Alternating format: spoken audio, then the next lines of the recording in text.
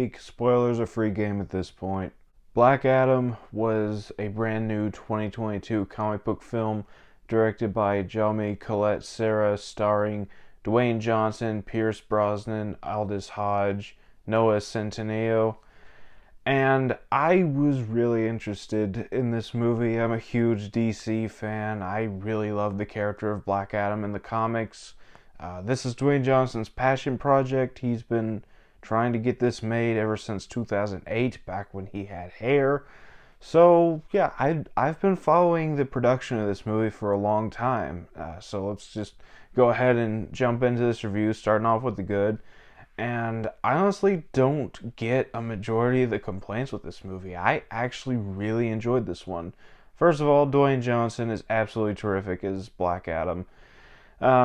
Yes, he was pretty much just playing Dwayne Johnson in a super suit, but he's good at it, and he does a really good job. I enjoyed his performance.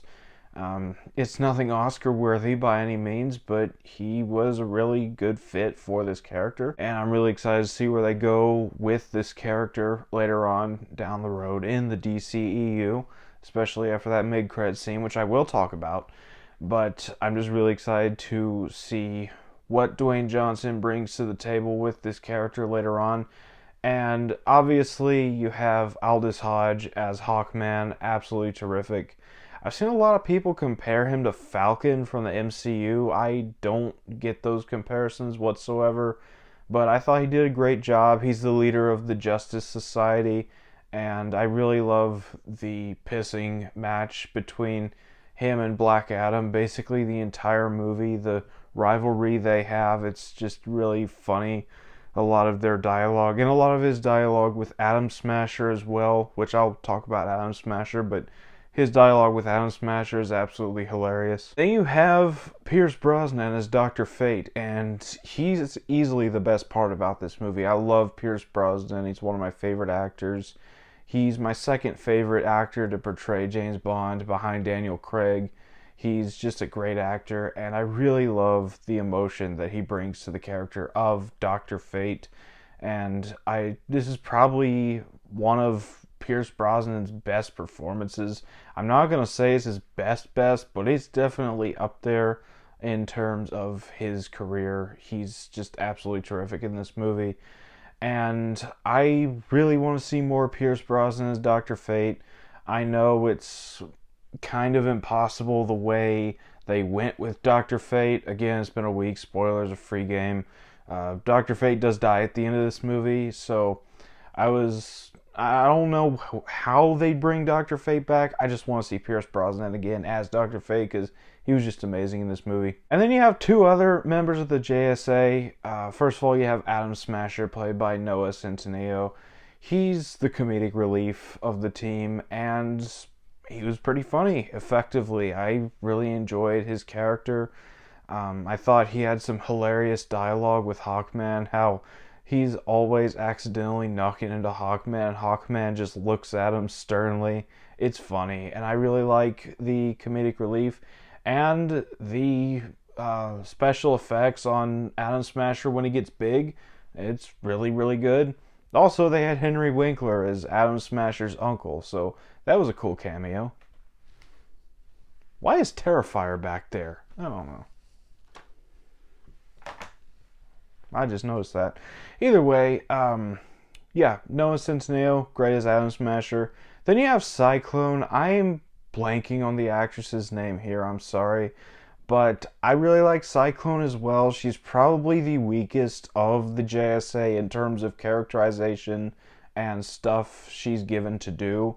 But I still really enjoyed this actress's performance, and I really loved her chemistry with Noah Centineo as Atom Smasher. And I'm really excited to see where they take this character in the future, as well as the rest of the JSA. Aside from the main characters, it was just great to see Viola Davis back as Amanda Waller. She's absolutely perfect for the role. Everything she's in, it's amazing. So it was great to see her again. And also it was great to see Amelia Harcourt back from the Suicide Squad and Peacemaker. She only had a 2-second scene, but whatever.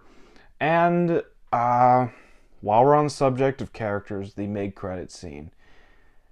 My goodness, Henry Cavill is back as Superman, and I am so happy about it. Henry Cavill will probably always be my favorite Superman. No disrespect to Chris Reeves, because he is absolutely iconic, but Henry Cavill is just special as Superman to me, and I just really love his performance as this character. And it was just amazing to see him back in the role, and I'm glad that he's back full time now.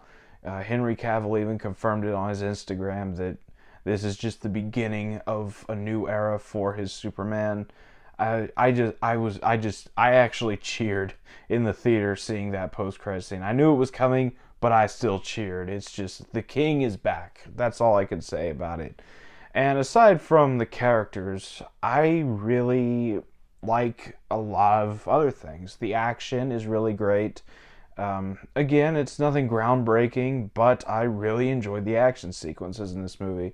Specifically, Black Adam's first action sequence in the movie when he's brought back and he wipes out all the soldiers, and it shows it in detail in slow motion. Absolutely fun sequence right there. Just really love that part. And the visual effects are actually pretty good here. And the story, while nothing exactly to write home about, it's still a pretty damn good story. I found myself engaged throughout the entire runtime, and it's definitely one of the more strong of the DCEU filmography stories. But that's about it for the good. On to the bad. And there's a couple things I'm not big on. All of the non-superpowered characters or pre-established characters like Superman and Amanda Waller specifically, they're all a little weak. I recognize the significance of the mom and her child in this movie. I know they're supposed to become Isis and Osiris in the comics and in future films, but they were just a little weak, I guess. And I'm one to normally go easy on kid actors because they're children. And the kid does not give a bad performance by any means. His character just seems like he exists to get the story from point A to point B. And also, the villain in this movie, do not like this villain whatsoever. Sabbac. He's just your typical evil mercenary who gains superpowers and fights the heroes at the end. Kind of weak, definitely on the weaker end of the DCEU villains. Better than Enchantress and early Steppenwolf and all those, but that's a ranking for another day. Either way, that's about all for the bad. On to the final thoughts. I really enjoyed Black Adam. I wasn't entirely sold after the trailers, but this movie really surprised me with how much I just absolutely enjoyed it. I just had a lot of fun. And yeah, Black Adam, very fun movie within the DCEU. Not perfect by any means, but I'm going to give it an 8 out of 10. So those are my thoughts on Black Adam. Have you seen this movie? What did you think about it? Let me know down in the comments. And as always, I would love to hear from you. And if you enjoyed this video, don't forget to like, comment, subscribe, and I'll see you all next time.